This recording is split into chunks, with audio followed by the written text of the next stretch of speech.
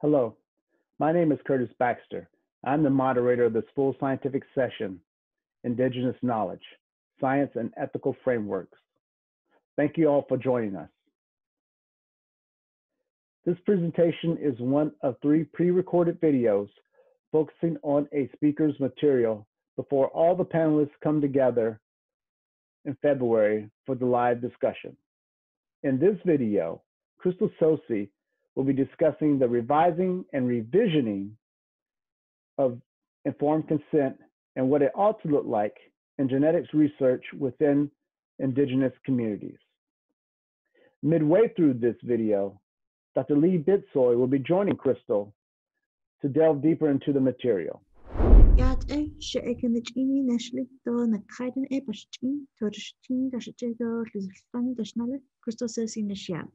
Thank you so much for coming to this talk on DNA as a communal good, implications for informed consent and DNA privacy. So we must first start off with the statement that standard informed consent centers our balance of risks and benefits on the individual. This standard has been in place since before really genomics got its start several decades ago, when we were still thinking of the level of invasiveness of research on tissues and samples. However, this is culturally inconsistent with the way that Indigenous groups have self-governed for time immemorial, in that Indigenous groups have more of a communitarian and not an individual sense of ethics. So we tend to value having group consent over individual consent. And we also have to acknowledge that DNA is the ultimate group identifier. It doesn't just identify us individuals, but also anyone that we are biologically related to.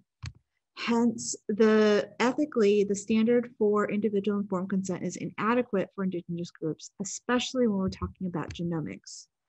This is something that I and other co-authors talked about in our paper last year in Nature Reviews Genetics, in that we were really expressing concern that as we start entering this next era of precision medicine research related to the collectivization of health and genomic information for studying, for increasing the representation of previously underrepresented diverse groups in these areas, that what we're really doing is we're also targeting urban individuals, and we are perhaps targeting individuals outside of their community settings. So this is a paper that really talks about what it means when we are recruiting urban Native Americans when we're trying to get adequate sample sizes to study variant research. So Dr. Garrison talked quite a bit about, or a little bit about this framework that Indigenous geneticists and ethicists published in 2018, which is really guided by community-based participatory research principles and applying them to a genomic setting so that we can further advance our discourse about what ethical research practices look like within a genomic setting. However, while it might be easier, and I say this in quotations because really nothing related to Indigenous genomics is easy, but while it might be easier to think about placing and enforcing protections at the tribal community level, there really also needs to be conversations and more considerations for individuals who reside outside of their tribal communities. So we have to acknowledge that due to forcible assimilation and termination policies by the federal government, and also because of the economic status of just job availabilities in and outside of reservations, that roughly 3/4 of Native Americans live in urban or suburban areas, meaning that we can't always rely on community engagement to be within the context of a community. We also have to ask what's going on with our Native American individuals who reside off of reservations. And this is actually an issue that's kind of ongoing with the All of Us research program. The All of Us research program started as the Precision Medicine Initiative. Although they are still in their early phases of just collecting health data and not yet genomics, they actually started recruitment for the study before their tribal consultation sessions formally began in spring of last year. Right now, while there's questions as to whether or not these consultation sessions were truly bidirectional in nature, or if it was really more informative in that researchers were just telling community members what to expect from the program. But right now, it's questionable too, whether or not any tribal community has officially signed on to the program or in what numbers. But what we do know is that before the data viewer closed last year in October 2019, they actually had successfully recruited over 10,000 Native Americans from urban cities before that view was halted. Whether or not this was with consent of the communities is of concern and of question. And in fact, this is something that has been brought up by tribal community members and researchers and in the press. But this is actually calls into question a larger concern about that Indigenous peoples have always had since the beginning of these large-scale diversity projects is what is going to be done with the data, especially if the data is going to be collectivized in openly accessible databases that's outside of the purview and protections of a tribe. And especially if the tribe itself does not have any recourse or discussions in how that data is going to be used. Now we have to talk about briefly the Human Genome Diversity Project, which was a project that started in 1993 and was published and had a major review published in 2005, which stated that they successfully recruited 51 members from 51 Central and South American Indigenous groups. And this study was denounced by global populations worldwide. But what's happened with that data is that it has been used to inform commercial platforms like 23andMe and Ancestry DNA, the latter of which has been posting revenues each holiday quarter in the billions.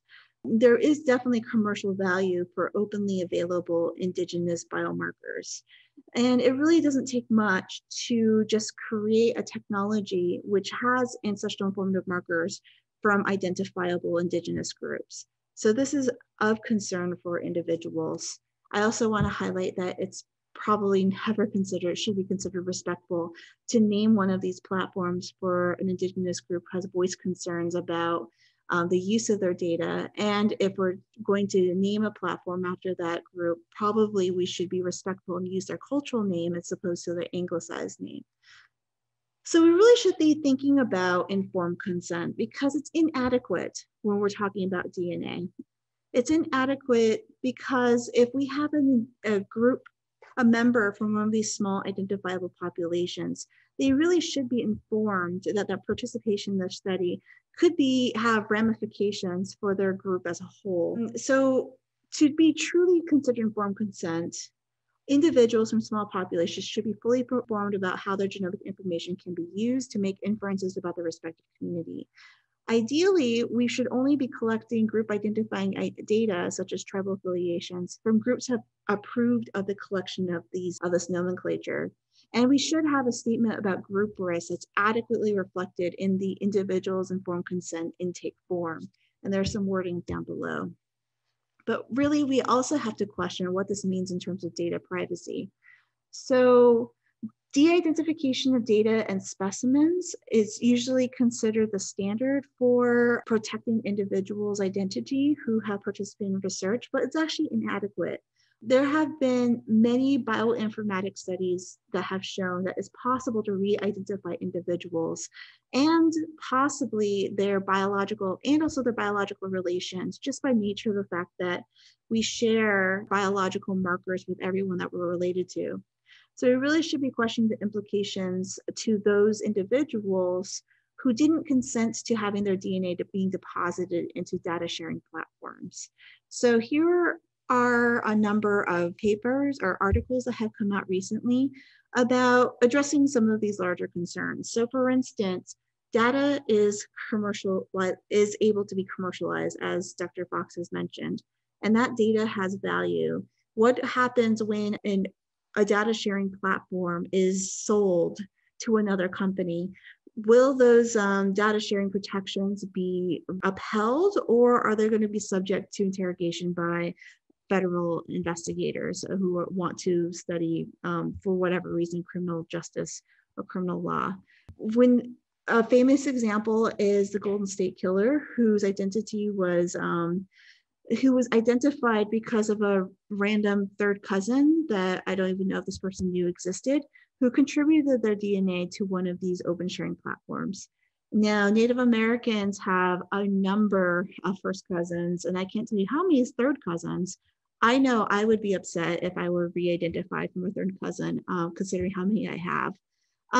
But we also have to consider the risks for re-identification of smaller groups and the risk for being stigmatized, i.e. biracial or genetic profiling. So thank you so much.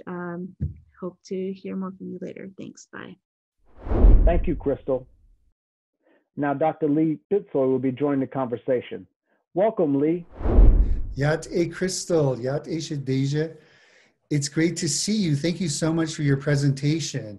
It reminded me of the importance of informed consent for not only Indigenous people, but other underrepresented and marginalized communities. So I have a few questions for you. The first one is, how rewarding and how fulfilling is it knowing that your work is not only helping you, your family, your relatives, and other Indigenous communities? Oh, Yat and Achihat for those questions. It is super fulfilling. When I first started on the PhD track, I was actually on the cancer biology degree program route, and I just had this realization that even if I were to develop a therapeutic or some sort of intervention for cancer, and it passed, all clinical trials and, was actually efficacious, that chances are that the novel technology would benefit my people within my lifetime would probably be really slim, especially when you consider barriers to access to care and also the heterogeneity in insurance coverage and everything. And I just felt like, as an Indigenous scientist, that I really had to do more to investigate research questions that had more of a proximal effect to my communities and my family. And genetics was just that step for me. And it is so wonderful to be, a tribal college instructor and researcher and seeing the science innovation just, those questions just burst out of my students' minds, and just being able to train the next generation of STEM leaders is super fulfilling. That's so awesome. And I think that that's why we try to give back to our communities by paying it forward and bringing people ahead so that we can have more of our own Indigenous community members to not only be researchers, but also educators and advocates. So the next question I have is, how does your indigeneity shape your scholarship? So as an Indigenous scholar, I have to be answerable to my communities first. And this question actually was posed to me by a non-Indigenous researcher who wasn't quite happy with the commentary and criticism I have had about Western science as a whole, and the type of extractive research that has been done on our communities, not just in the past, but also recently. And this researcher, asked me, shouldn't I be focused on uniting scientists together? And my response was, my responsibility is not for uniting other scientists to figure out how to include our peoples in genomics if we don't agree with the research to begin with. My responsibility is to my people and to my community. And also, if this person was a she, if she herself calls herself a scientist who wants to ameliorate health disparities, she should also be considering what the benefits of research are to the communities that she services as well. So I feel like having that sense of community and family is really important for grounding for whom I do the research that I want to conduct. And really having faces within my family really helps me concretize why I'm doing the research that I'm doing. And so whenever we encounter that academic roadblock, I just remember why I'm here and what purpose I'm trying to fulfill. And that just keeps me going. And I'm so grateful. I'm so grateful to be in this space. So thank you. You're welcome. Thank you so much for the work that you do. And you touched on something that oftentimes people ask me as an Indigenous scholar. People ask, why are Indigenous people anti-science? And it's not that we're anti-science, we just want a pro-Indigenous approach to research. And that requires our advocacy, our involvement, our engagement, and the ways in which we can really advance science for our people and other marginalized communities. So thank you for the work that you do, and good luck with the rest of your academic studies. Thank you, Krystal, for your remarks, and Lee for joining in discussion on the material. Just a reminder, this is but one of 3 spotlight videos focusing on individual work of speakers before they all come together in February for the live panel, Indigenous Knowledge, Science and Ethical Frameworks. Please visit the AAAS Annual Meeting website to find out the panel's date and time. Again, thank you, Krystal and Lee, and you, the audience, and we look forward to see you in the live session in February.